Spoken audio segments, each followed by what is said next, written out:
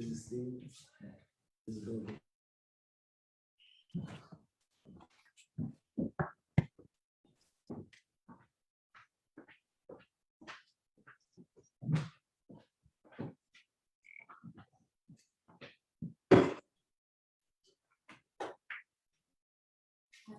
Rabbi Hanoka dressed up like Rabbi Majeski for Purim, so you're not seeing things. Rabbi, I'm not seeing most things.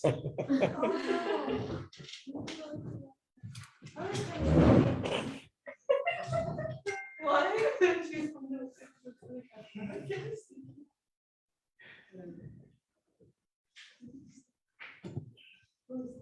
If you're gonna be Rabbi Hanoka, you need the tinted sunglasses or the tinted regular glasses. Oh, okay. Okay.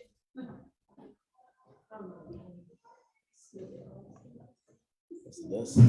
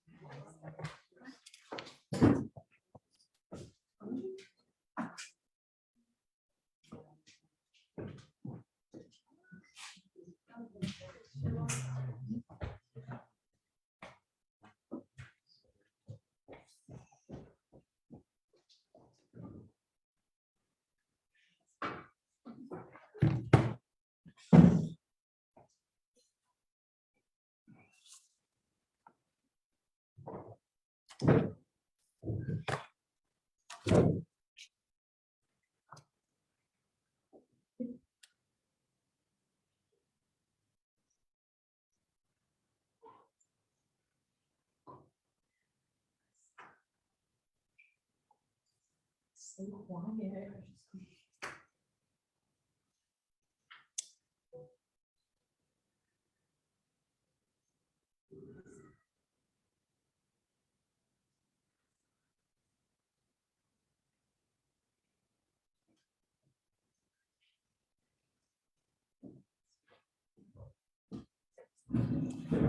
Okay.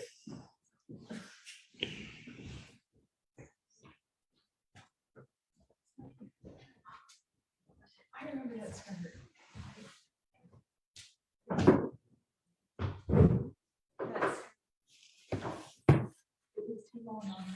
Okay, we'll start. So this week is one of those Shabbos that has a special name. And this is one of the 4 parshas that we read. And it's called Shabbos Parshas Zocher. And you probably learned in the halacha class, or you will learn, that actually it's a chiyuv, it's an obligation to go to shul and hear this parsha. And this is one of the ways that we fulfill the commandment, remember what our Amalek did. Not just remember in an ordinary way, but by remembering in shul, reading it from the Torah, that our Amalek did whatever they did. So I need to actually wake up in time this morning, like Shabbos morning. Well, it depends which shul you go to. There. The Shabbosim that there is a special Torah reading, we also have a different Haftorah reading. Normally, we read the Haftorah that's related to the Parsha of the week.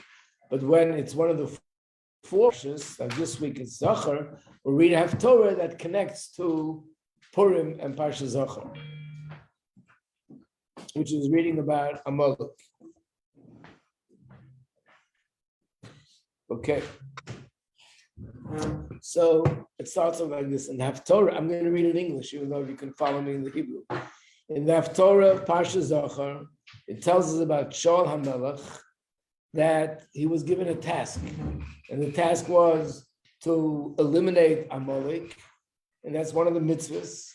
In fact, it's brought down that when the Yidden went into Eretz Yisrael, they had 3 mitzvahs to do. One mitzvah was to appoint a king. One mitzvah was to build the Beis Hamikdash.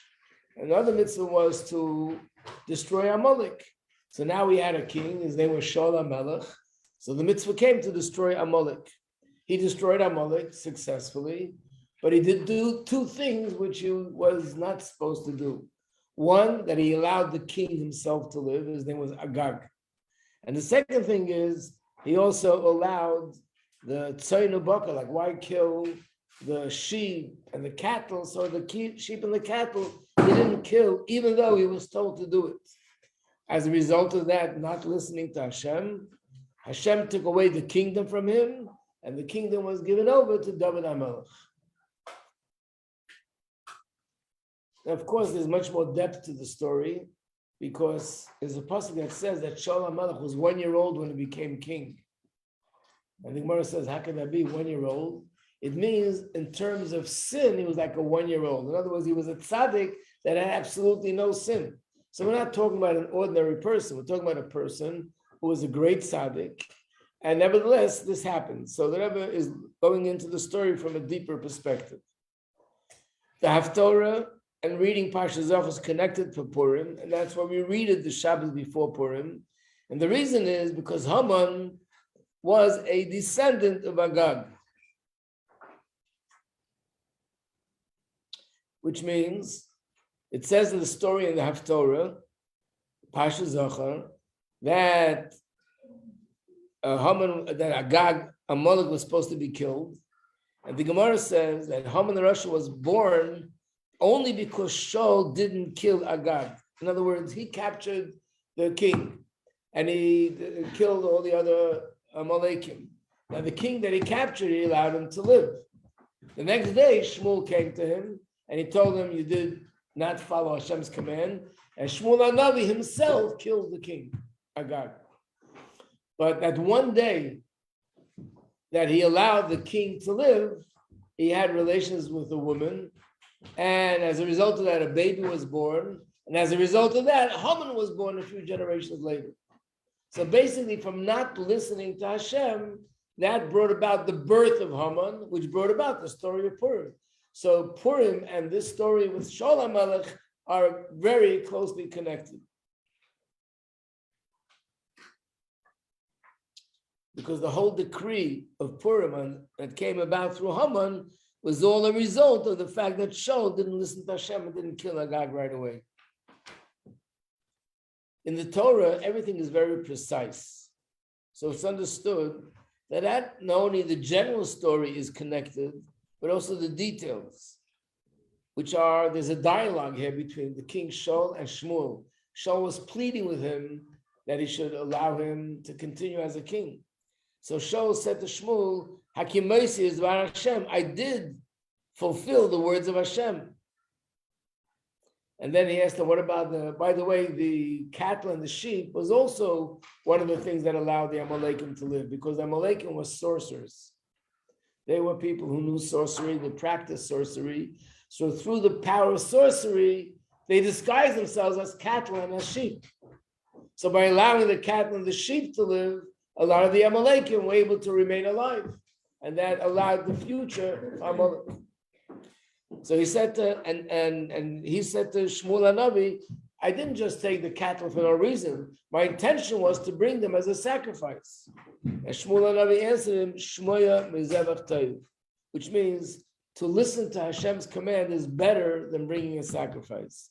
And then he answered him, Ma'astos dvar Hashem, you have rejected the words of Hashem, and that's why you're losing your kingdom. On this pasuk base, the Gemara says Shaul was 1 year old, which means leitom tam chet. He didn't even taste the taste of sin, just like a 1 year old. You can't attribute sin to a 1 year old. That's how he was. So he was a big tzaddik. So it must be the fact that he allowed Agag to live, and the fact that he allowed the cattle to live wasn't just because he decided he doesn't want to fulfill everything Hashem said. In fact, he said the words, I fulfilled Hashem's command.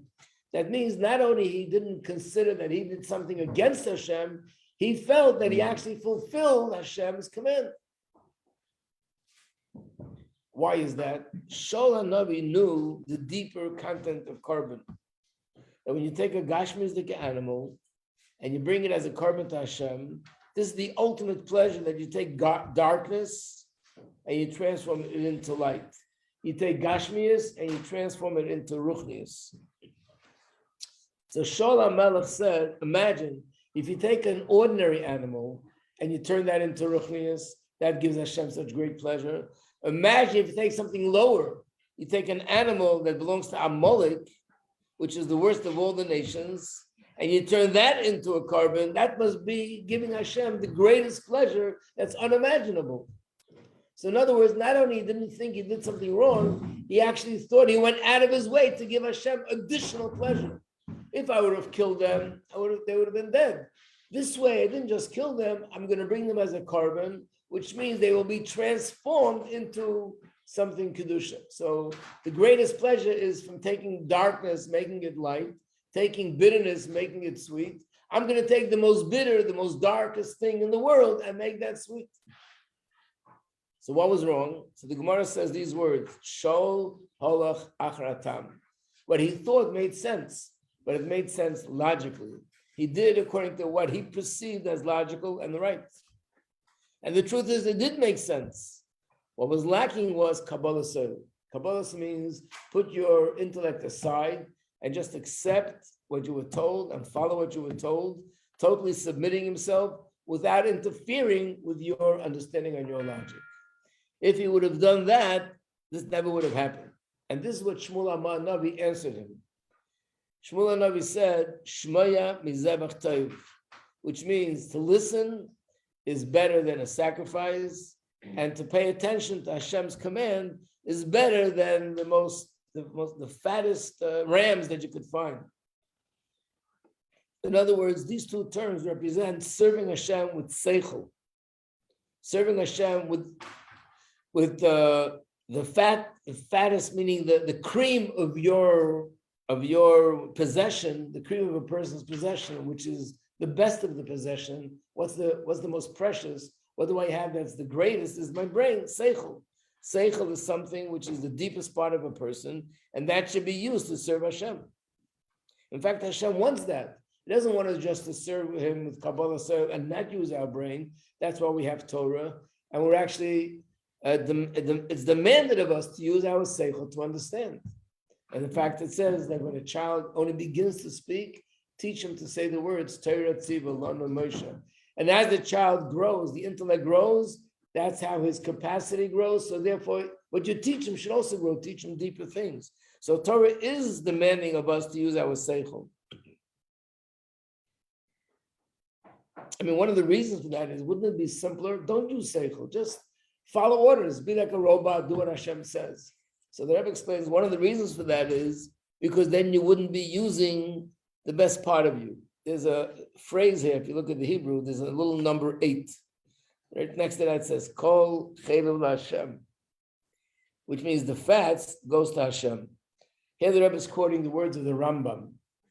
In the laws of Karbonis, there were certain parts that the Kohanim eat, certain parts of the meat that the owner of the carbon eats, and certain parts of the meats went on the Mizbeach and was consumed by the fire. And it varies from one carbon to the next. But then there's a pasuk that says the fats always goes to Hashem.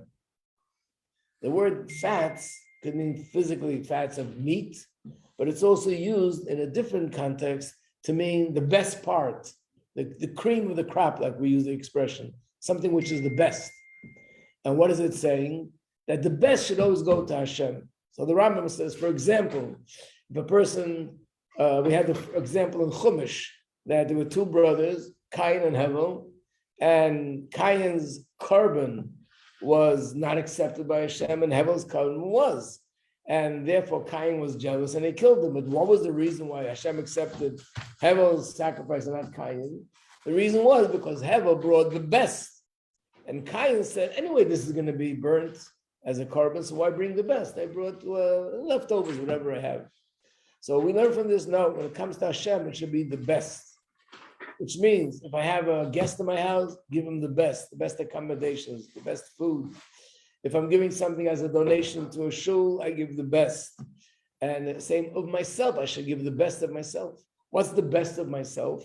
My seichel, my intellect, that's the best, the most precious, the most powerful, the most talented part in a person.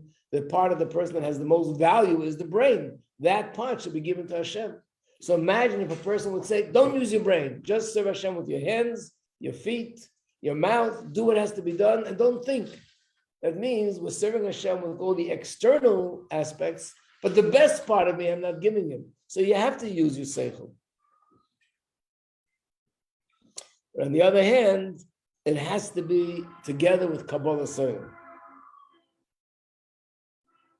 Otherwise, you can make a mistake like Shol HaMelech, which means even if you want to give Hashem pleasure, but if it's only based on seichel, which means it's based on what you understand and what you feel is right, so you're not totally submitting yourself to HaKadosh Baruch Hu, then it's possible that as a result of that, you could deviate from what you're really supposed to be doing. But if you have Kabbalah Soil, which means whatever Hashem said goes without question, I'll use my intellect to understand it better, but practically I follow orders precisely as they're given and not to deviate even one iota from what I was told. Then you can't make any mistakes. So this is the difference between Kabbalah Soil and Seichel. Kabbalah Soil means just unconditional acceptance, like the yoke of an animal that has a yoke on it and just follows wherever the boss is leading him. And Seichel means I'm doing what Hashem said, but it's based on my knowledge, my understanding, and the fact that it makes sense to me, and that's what gives me chayus, which is good. But if it's based only on that, you'll end up deviating from where you're supposed to be going.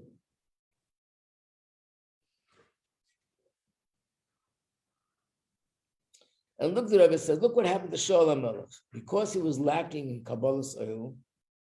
Now, the Rebbe brings a Zohar. It says, in reference to Kabbalah Soil, Da Tara LeAllah. This is the gateway to go up, which means the way to go to all, just like in a house. In a house, you have hundreds of rooms. You have tables, you have chairs, you have cabinets, you have food, you have all sorts of things.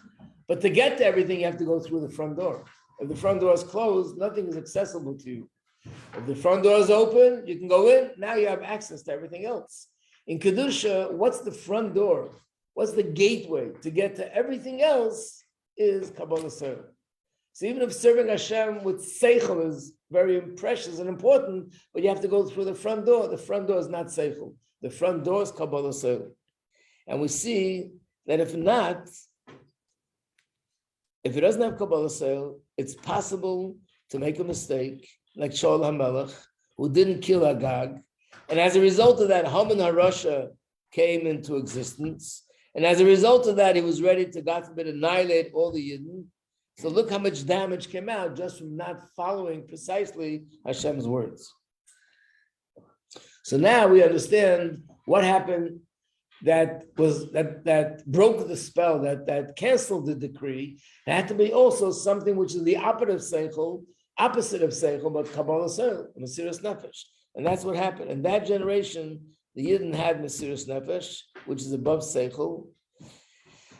I just want to add, it doesn't tell you that in the story. It doesn't say Haman said to people, either give up your life, give up your religion, or give up your life. But it's clear that if the decree was only to kill Jews, the Alter Rebbe says that if any Jew would have chosen to take on the Persian or the other religions, then life would be spared.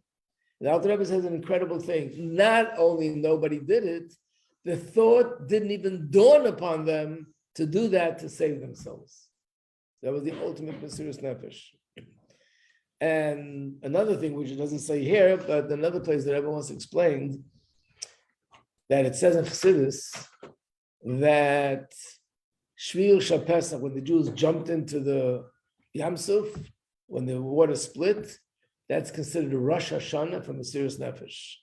Because that was the first time the Jews were like, whatever happens to us, we're just going forward to receive the Torah. And in some places it says that Purim is like the Rosh Hashanah for Mesiras Nefesh. So the Rebbe answered, on Shvil Shapesach, it was a one-time jump. Purim, it was an entire year.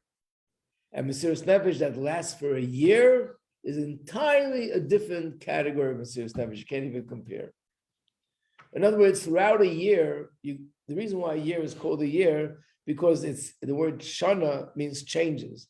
You go through every kind of change. There's summer, there's winter, there's fall, there's spring, it's hot, it's cold, it's warm, it's windy, it's snowy, it's rainy, it's hail, all sorts of changes in weather which also change circumstances and change things in a person. And under all circumstances, we're strong, nothing changes the person. That's a much higher level of Mesiras Nefesh. And therefore, it's a completely different category. And whenever we would usually talk about the Russian Jews, that if 1 year is considered an incredible Mesiras Nefesh, what could we say about 70 years that the Jews in Russia had Mesiras Nefesh for Yiddishkeit? That's beyond anything that we can even imagine. So this is the reason why in the Megillah, let's turn the page, the Yidden are called Yehudim. Usually Yidden are called Bnei Yisrael, the children of Israel, the children of Yaakov. But in the Megillah, they're called Yehudim. Anyone know the simple reason why they're called Yehudim? The Pshat, simple Pshat. What? Right.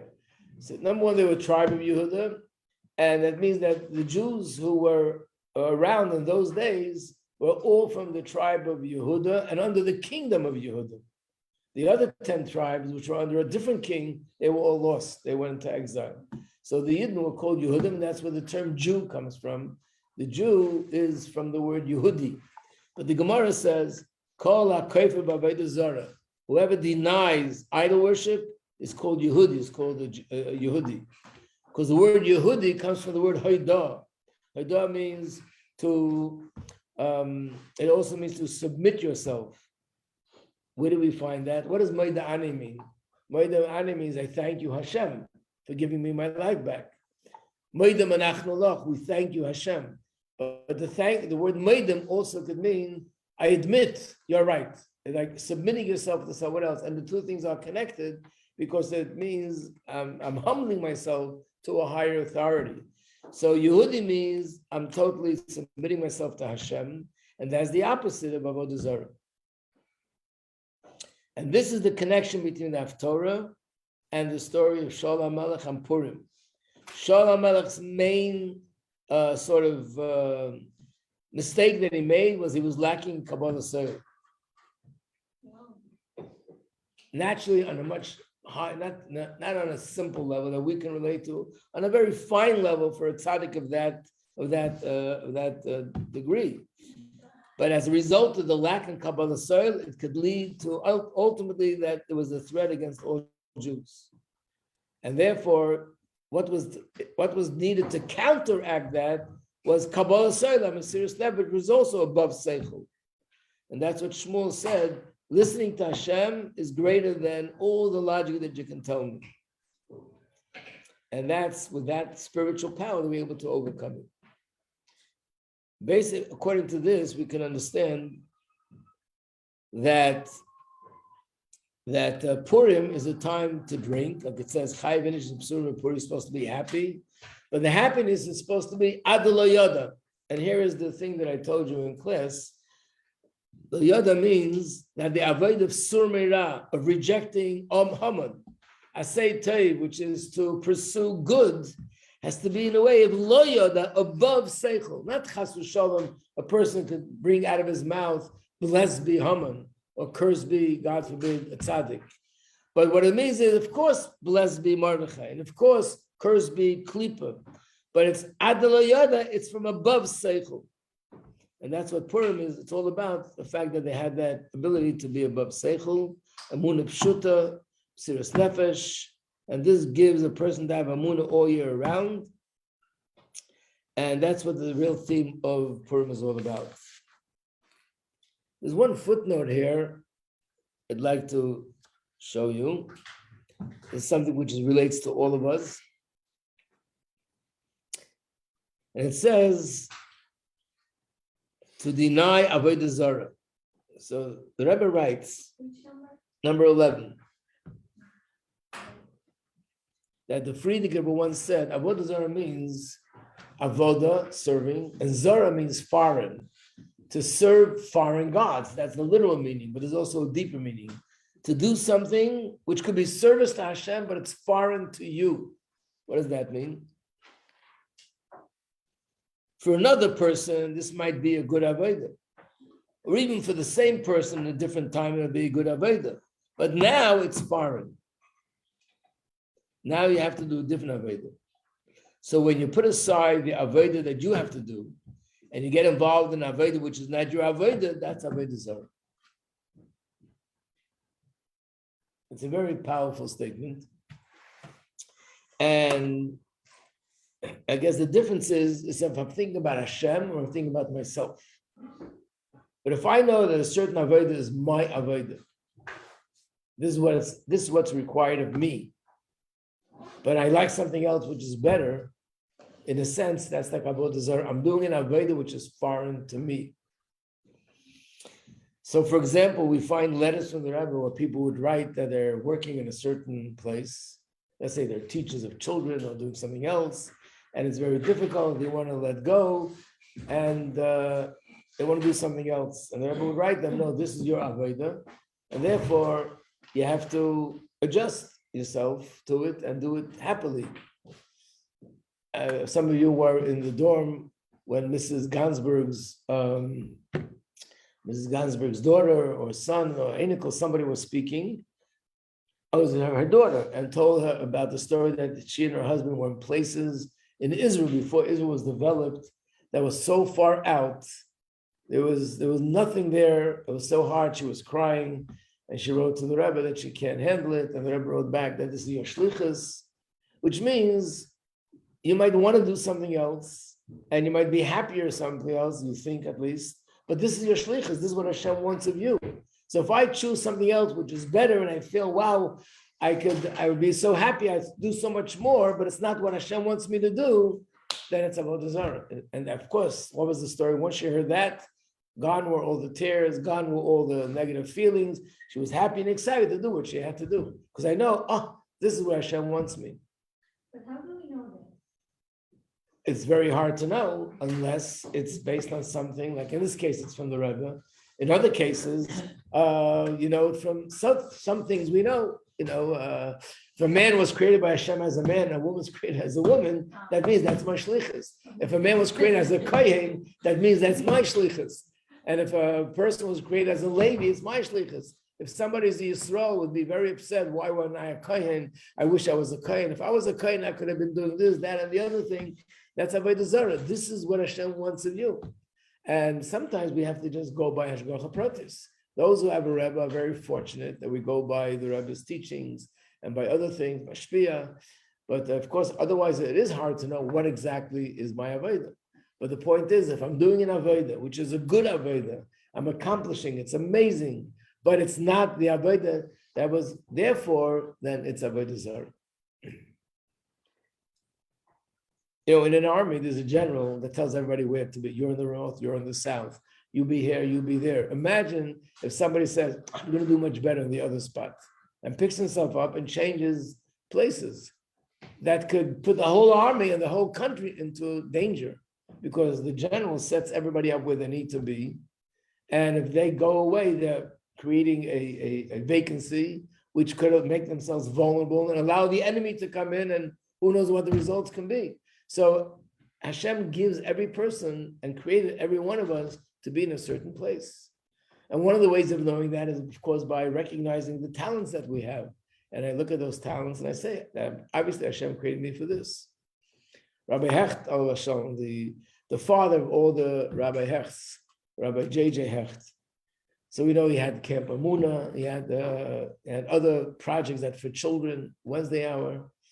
And it started in the times of the previous Rebbe. So one time he wrote something to the previous Rebbe, and the previous Rebbe wrote him these words, that your neshama came down to this world to do what needs to be done for children. So he said, so I knew exactly what I'm here for. I mean, I don't want to repeat his words, but anyway, he's no longer here. He said he knew that if he stops doing this, that's it. He's no longer has any purpose on this world. He's going to go back upstairs. So he knew this is what he's here for. The Rebbe doesn't tell people usually, this is the shlichus of your neshama. But when people ask the Rebbe a question, and the Rebbe says, go to this country, go to this city, go to this place, means the Rebbe sees this is your shlichus right now.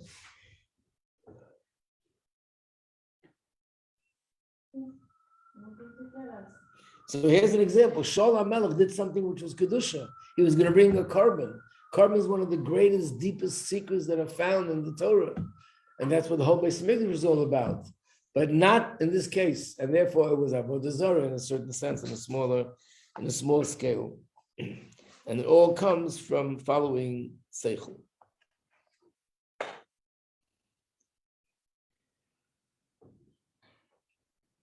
It's a beautiful sikh of the Rebbe. Could be learned that with Rabbi Greenberg also. How when the Jews went out of Mitzrayim, they were by the Yam Suf collecting the gold and the silver. And Moshe Rabbeinu had to tear them away and say, stop, we're going to get the Torah at Har Sinai. And it was like against their will. And the Rebbe asked, why? They were so excited about receiving the Torah, so they're after the money, that's more important to them. And the Rebbe explains, no, it was something else. They knew that by taking the money, they're elevating the sparks of Mitzrayim. And that was a mitzvah. And that's why they didn't want to stop. So they had good reason. They want to elevate the sparks of Mitzrayim, and they see there's still gold and silver. That's what they need to do. So then the Rebbe says, so what was wrong? The Rebbe explains, because when Moshe Rabbeinu comes and says, Hashem said, now there's a new Avodah. Now the Avodah is to go towards Har Sinai. Stop what you're doing. And someone says, no, but this is such a great mitzvah.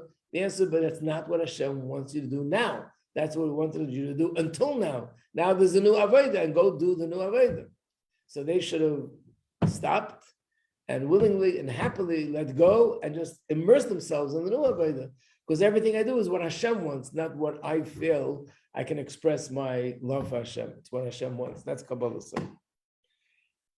Okay, we'll have a little break so you can dive in with more Kavanah, more Kabbalah soil.